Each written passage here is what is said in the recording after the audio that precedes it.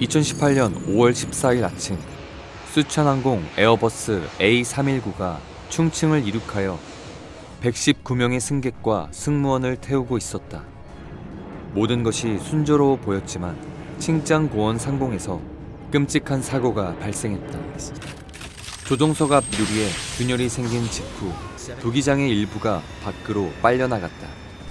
항공기가 극도로 위험한 상황에 처한 그 순간 승무원들은 과연 상황을 수습할 수 있을까? 그리고 죽음과 맞닿은 35분 동안 무슨 일이 벌어졌을까? 이후 상황은 어떻게 전개될 것인가? 현재 항공기를 조종하고 있는 기장은 과연 거의 정해진 것이나 다름없는 판세를 뒤집을 수 있을까? 운명의 비행 채널에 오신 것을 환영합니다. 여러분을 오래 기다리게 하진 않겠습니다. 지금 바로 수천항공 8633편의 상세한 내용을 재현해 보겠습니다. 중국 충칭 장베이 국제공항에서 오전 5시 30분 3U 8633편의 승무원들은 티베트 자치구 라싸의 군가르 국제공항으로 향하는 여정을 준비하기 위해 매우 이른 시간에 도착했다. 객실 밖에서는 6명의 승무원이 안전장비를 점검하고 승객들을 맞이했다. 한편 조종석 내부에서는 조종사들도 기술 파라미터와 정비 목록을 한 번 더 점검했다. 오늘 운항에 투입된 항공기는 A319로 에어버스 320 계열의 변형 기종이다. 두 개의 IAE V2524-A5 터보팬 엔진을 장착한 중거리 협동체 쌍발 여객기로 에어버스의 베스트셀러 기종이기도 하다. 오늘 현재까지 이 A319는 19,900시간 이상의 비행시간과 12,920회의 이착륙 사이클을 기록했다. 이 비행편의 기장은 45세의 류천젠으로 인민해방군 공군 제2항공대학 전직 교관이며 2006년 수천 민항에 합류하기 전 군용 항공기를 전문적으로 조종했던 인물이다.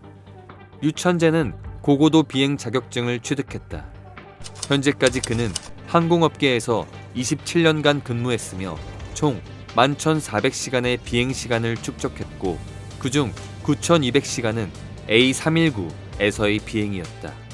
부기장은 27세의 쉬루이천으로 총 2,800시간의 비행시간을 보유하고 있으며 그중 1,100시간은 A319에서의 비행이었다. 또한 고고도 항로에서의 비행 안전을 보장하기 위해 중국 민용항공국은 특별한 시스템을 도입했는데 바로 이중 기장 시스템이다. 만약 책임 기장이 고산병이나 탈진과 같은 특수한 상황에 처할 경우 보조 기장이 나머지 임무를 완수할 책임을 진다. 이 시스템은 주로 고고도 항로, 신규 항로 또는 복잡한 항로의 비행편에 적용된다. 그래서 이 비행편에는 수천항공의 우수 조종사 중 한 명인 양평이 두 번째 기장으로 탑승했다. 그는 총 8,700시간의 비행시간을 보유하고 있으며 그중 6,700시간은 A319에서의 비행이었다. 오전 6시 25분 3U 8633편은 모든 절차를 완료했다. 119명의 승객들은 모두 중국 국적으로 여정을 시작할 준비가 되어 있었다. 그들은 사업 기회 모색, 창업, 포탈라궁 관광, 친구 방문 등 다양한 목적으로 티베트를 찾았다. 오전 6시 27분 승무원들은 활주로에서 이륙 허가를 받았다. 신항에 따라 일부 나이 든 승객들은 연부를 시작하며 비행의 안전을 기원했다. 날씨는 좋았고 새벽 햇살이 비추는 가운데 항공기는 매우 순조롭게 이륙했다. 아무 일도 없다면 2시간 남짓 후에 군가르에 착륙할 예정이었다. 3U8633 청두 관제소로 전환 주파수 123.7 수천 8633 다시 뵙겠습니다. 이륙 15분 후 항공기는 청두 관제구역에 진입하여 지상과 양방향 통신을 설정했다. 고도 9,800m까지 상승 허가를 받았다. 안녕하세요. 청두 3U8633입니다. 고도 7,200m, 속도 424노트, 트랜스폰더 2245. 안녕하세요. 8633 레이더 확인되었습니다. 상승하여 고도 9,800m를 유지하십시오. 객실 밖에서는 승무원들이 승객들에게 아침 식사와 음료를 제공하기 시작했다. 이때 두 번째 기장인 량펑도 휴식을 위해 객실 밖으로 나갔다. 그는 귀한 비행을 담당할 예정이었다. 조종석 내부에서는 기장류와 부기장이 여전히 항공기를 안정적으로 유지하고 있었다. 그들의 기분은 꽤 편안했다. 부기장은 심지어 어깨 안전벨트를 풀고 휴식을 취했다. 이것은 아마도 젊은 조종사의 인생에서 가장 큰 실수였을 것이다. 왜냐하면 불과 몇 분 후 부기장은 자신의 행동에 대한 대가를 치르게 될 것이기 때문이다. 일정에 따르면 3U8633편의 후반부는 칭하이 티베트 지역을 가로지르게 된다. 이곳은 해발 평균 4,500m로 세계에서 가장 넓고 높은 고원지대로 히말라야 산맥과 에베레스트 산을 포함한다. 이 지역은 공기 밀도가 매우 낮고 산소가 희박하며 기후가 변하기 쉬워 조종사에 대한 요구사항도 그만큼 훨씬 더 엄격하다. 이 지역을 100회 이상 비행했음에도 불구하고 기장 류는 여전히 극도로 신중했다. 멀리서 거대한 산맥들이 눈앞에 나타나기 시작했다. 오전 7시 7분 5초 항공기가 막 고원의 가장자리에 접근했을 때 갑자기 이상한 소리가 들렸다. 기장과 부기장은 오른쪽 앞유리에 방사형 균열이 생긴 것을 발견했다. 앞유리가 금이 갔습니다. 즉시 기장은 부기장에게 비행 매뉴얼을 확인하도록 지시했다. 기장 자신도 이런 상황에 직면한 적이 없었지만 자신의 경험을 바탕으로 그가 알고 있는 바에 따르면 이 에어버스 A319-100 여객기 앞 유리는 외부층, 중간층, 내부층의 세 겹으로 되어 있다. 절차에 따르면 조종사는 먼저 펜이나 손가락을 사용하여 균열이 내부까지 깊이 들어갔는지 확인해야 한다. 유천재는 손가락을 뻗어 균열을 만지며 느껴보았다. 예상대로 최악의 경우가 발생했다. 이것은 또한 항공기 구조의 하중 지지 능력이 크게 감소할 것을 의미했다. 약간 당황했지만 기장은 침착하게 청두 관제탑에 통화를 시도했다. 청두, 수천 8633입니다. 우리는 문제가 발생했습니다. 고도 하강을 요청합니다. 3U8633 고도 8400m로 하강하십시오. 충칭으로 회항하시겠습니까? 항공기 앞 유리가 금이 갔습니다. 우리는 청두 공항에 착륙하고 싶습니다. 8633, 먼저 항공기 고도를 낮추십시오. 8400m를 유지하고 청두로 가기 위해 우회전하십시오. 하지만 기장이 더 이상 반응할 틈도 없이 정확히 오전 7시 7분 45초 두 번째 금 가는 소리가 울렸다. 순식간에 앞유리는 산산조각이 났고 파편들이 튀어나와 엔진으로 날아갔다. 더 심각한 것은 조종석과 객실 사이의 엄청난 압력 차이가 즉시 부기장을 밖으로 빨아들였다는 것이다. 다행히 복부 안전벨트가 남아있어서 부기장의 상반신만 공중에 매달린 채로 있었다. 그 당시 항공기는 여전히 고도 약 1000m에서 약 431노트, 시속 800km에 해당하는 고속으로 비행하고 있었다. 감압 과정이 빠르게 진행되었다. 칼바람을 동반한 강력한 7급 바람이 조종석으로 몰아쳤다. 기장 류는 조종관을 놓을 수 없었다. 그는 한 손으로 부기장을 끌어당기려 했지만 흡입력이 너무 커서 실패했다. 밖에서 부기장은 영하 40도의 추위를 견뎌내고 있었다. 그의 얼굴은 일그러졌고 수천 개의 칼로 찌르는 듯한 고통이 계속해서 밀려왔다. 객실 내부에서는 승객들이 기체가 격렬하게 흔들리는 것을 느낄 수 있었다. 짐과 물건들이 사방으로 날아갔다. 위급 상황에서 승무원들은 균형을 되찾으려 했으며 승객들에게 안전벨트를 단단히 매라고 소리쳤다. 산소 마스크도 자동으로 내려왔다. 밖에 있던 사무장과 보조기장은 조종석과 연락하려 했지만 성공하지 못했다. 이때까지도 그들은 실제로 무슨 일이 일어나고 있는지 전혀 알지 못했다. 갑작스러운 변화로 항공기의 대부분 장비에 이상이 생겼다. 연속적인 경고가 화면에 표시되었다. 자동 조종 시스템도 끊어졌다. 이때부터 에어버스는 비정상적인 움직임을 시작했다.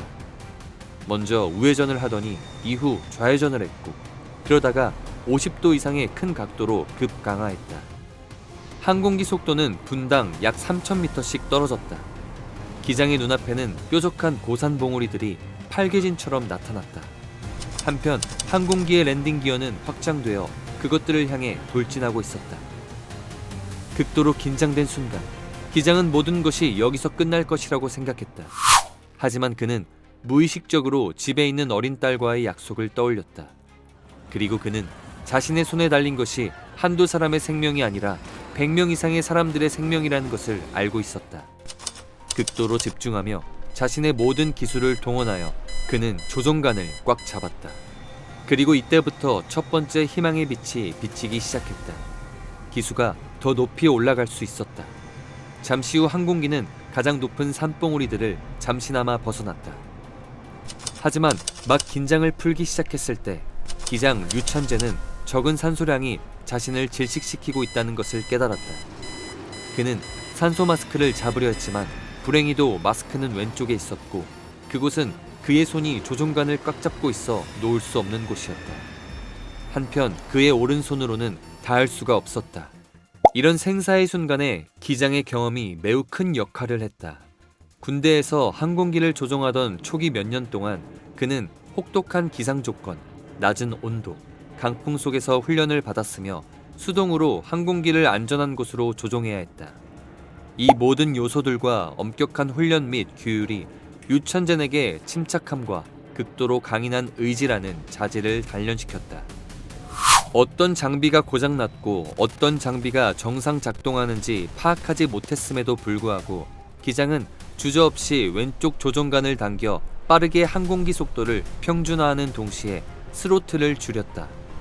그리고 불과 몇 초 후 항공기는 정상 상태로 돌아왔고 속도와 고도가 점차 감소하기 시작했다. 항공기 고도가 낮아지자마자 조종석 내부의 압력 차이도 함께 감소했다. 기적도 이때부터 일어나기 시작했다. 밖에서 들어오는 강한 바람이 의도치 않게 부기장을 안쪽으로 다시 불어넣었다. 약해진 부기장은 빠르게 좌석으로 돌아와 스스로 안전벨트를 착용했다. 그의 오른쪽 눈은 부어올랐고 팔과 종아리에 상처가 가득했다. 하지만 고통에도 불구하고 부기장은 즉시 기장의 명령인 코드 7700 설정을 실행했다. 여기서 7700은 승무원이 트랜스폰더에 설정하는 비상 코드이다.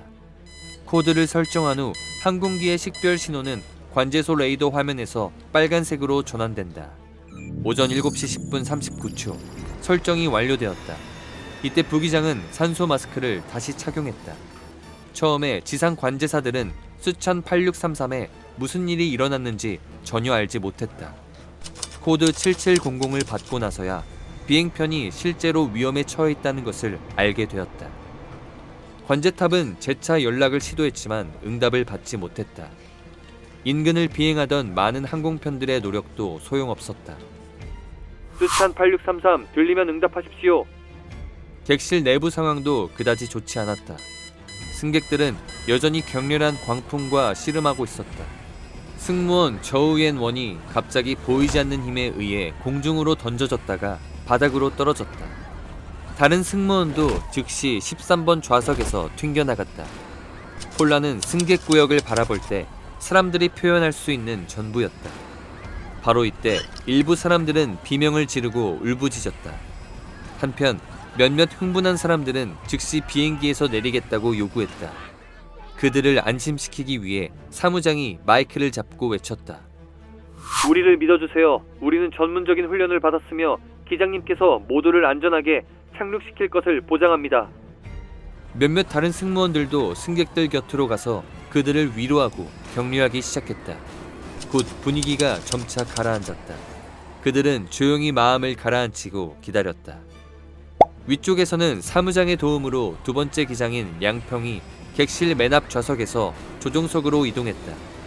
그는 부기장이 부상당한 것과 기장이 산소 마스크 없이 싸우고 있는 것을 볼 수 있었다. 하지만 바람이 너무 강하게 불어서 승무원들은 말로 서로 소통할 수 없었고 손짓으로 해야 했다. 그는 기장 류에게 객실이 여전히 괜찮다는 신호를 보내고 산소 마스크를 가져와 기장에게 착용시켰다. 그런 다음 그는 즉시 자신의 위치로 돌아가 항공 차트를 확인하고 기장에게 가장 가까운 공항이 청두 쌍류 공항이라고 제안했다. 오전 7시 14분 25초 관제사는 항공기의 오류 표시 및 제어 장치로부터 정보를 받았다. 즉시 8633의 비행 계획이 청두 쌍류 공항으로 가는 직선 항로로 변경되었다. 당시 항공기 고도는 7,200m로 기록되었으며 산악 지역을 비행할 때 항공기의 최소 고도인 6,700m에 거의 도달했다. 하지만 승객들에게 충분한 산소를 보장하기 위해 기장은 여전히 고도를 계속 낮춰야 했으며 이것은 상당히 위험한 결정이었다. 기장 량펑은 비행 데이터 분석을 바탕으로 기장 류에게 조언을 제공했다. 기장님, 청두까지 63마일 남았습니다. 분당 150m씩 계속 하강하여 6,700m에서 멈추십시오. 그리고 에어버스가 막 고도 6,800m로 하강했을 때 세계에서 가장 위험한 고원 지역을 성공적으로 통과한 순간이기도 했다. 당시 공항은 그들로부터 약 60마일밖에 떨어져 있지 않았다. 기장은 기수를 활주로 방향으로 향했다. 약 3분을 더 비행한 후 기장 량펑이 알렸다. 그들은 공항에서 약 34마일밖에 떨어져 있지 않았고 이때 고도는 6,300m로 기록되었으며 계속 감소하고 있었다. 오전 7시 19분 양평은 지상 관제소에 2번의 긴급 호출을 했다. 청두 8633 메이데이 객실 감압. 관제탑은 8633으로부터 신호를 들을 수 있었지만 잡음과 간섭 때문에 8633은 응답 신호를 받을 수 없었다. 정보를 받자마자 지상지휘센터는 즉시 인근 공역을 비행 중인 6대의 항공기에 8633에게 길을 양보하라고 명령했다. 동시에 지상구조 시스템에 긴급 구조 준비를 요청했다. 공항 활주로 밖의 8대의 항공기는 이륙을 잠시 중단했고 주 기장의 15대 항공기도 푸시백을 중단했다. 공항의 소방대와 의료진도 동원되었다. 소방차와 구급차가 대기태세에 들어갔다. 모두 8633의 긴급 착륙을 위해 준비되었다. 현재 8633편은 활주로에서 약 28마일밖에 떨어져 있지 않았다. 고도는 5,700m로 기록되었고 그 다음 3,200m 그리고 2,500m였다. 공항은 368633에 매우 가까워졌다. 플랩이 설정되었다. 하지만 여기서 도전은 아직 진정으로 끝나지 않았다. 승무원의 다음 문제는 연료가 매우 많이 남아있어 과적 상태인 에어버스를 어떻게 성공적으로 착륙시킬 것인가였다. 게다가 항공기에 대한 접근 절차 기준은 매우 엄격했다. 그리고 안전을 보장하기 위해 대형 여객기는 일반적으로 계기 착륙 시스템을 사용하며 항공기 매개 변수를 기반으로 착륙한다. 쌍류 공항에는 02L과 02R 두 개의 활주로가 있었지만 02L 활주로는 기술적 결함으로 인해 위에서 언급한 방법으로 착륙할 수 없었다. 지상 직원들도 8633이 어느 활주로에 착륙할지 전혀 알지 못했다. 그들은 승무원이 이 정보를 들을 수 없다는 것을 알면서도 02R 활주로 준비 명령을 내렸다. 오전 7시 28분 랜딩 기어가 확장되었고 조종사들은 지상이 매우 가까이 있는 것을 보았다. 이때 류천재는 자신감으로 가득 차 있었다. 객실에서는 그때 승무원들이 승객들에게 산소 마스크를 벗고 착륙 준비 자세를 취하도록 안내했다. 기장 량펑은 관제탑에 계속해서 통보 전화를 했다. 좌회전하여 활주로 02R에 착륙. 지상 직원들은 안도의 한숨을 내쉬었다. 알고 보니 일주일 전부터 기장 량은 충칭, 라싸, 청두 노선의 비행을 지속적으로 수행해 왔기 때문에 공항 활주로가 어떻게 운영되는지 매우 잘 알고 있었다. 항공기가 착륙하기 시작했다. 이때 항공기 속도는 시속 296km였다. 빠르게 감속하기 위해 기장 류는 역추력 장치를 사용했다. 하지만 항공기 속도는 전혀 줄어들지 않았다. 쌍류 공항의 02R 활주로는 길이가 3,600m였다. 제때 멈추지 않으면 항공기는 몇 초 안에 활주로를 벗어날 것이었다. 다행히 제동 시스템이 완전히 고장난 것은 아니었다. 자동 조종 시스템이 끊어졌을 때부터 자동 브레이크가 고장났지만 3명의 조종사가 함께 힘을 합쳐 조종관을 당겨 격렬한 마찰을 일으켰다. 타이어가 터졌고 항공기 속도가 느려지기 시작했다. 숨막히는 몇 초 후 마침내 오전 7시 42분에 항공기는 쌍류공항의 E8과 02R 활주로 교차점에 성공적으로 착륙했다. 승객들은 감동하여 기쁘게 박수를 쳤다. 기장으로부터 객실로 메시지가 전달되었다. 안녕하십니까 여러분. 저는 이 비행편의 기장 류천젠입니다. 오늘 저희는 여러분을 라싸까지 모시지 못했습니다. 승무원과 객실 승무원을 대표하여 여러분께 가장 진심 어린 사과의 말씀을 드립니다. 368633을 선택해 주셔서 감사합니다. 이후 승객들과 승무원들이 항공기에서 내리기 시작했다.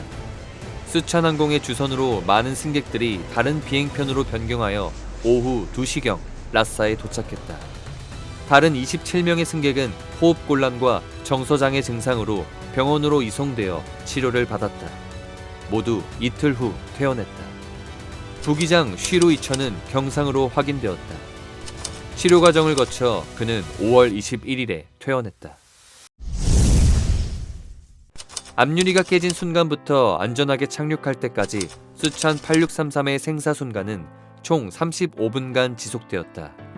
앞유리 탈락, 큰 압력 차이, 강풍, 저온, 산소 부족, 큰 소음과 같은 극한 조건의 상황에서도 비행편은 안전하게 착륙했고 단 2명만 경상을 입었다. 이것은 중국 항공 역사상 전례 없는 기적으로 여겨진다. 수찬항공 368633편의 편명은 오늘까지도 계속 사용되고 있다. 사건은 중국 민용항공국, 에어버스, 수찬항공이 합동으로 조사했다. 2020년 6월 2일 최종 보고서가 발표되었다.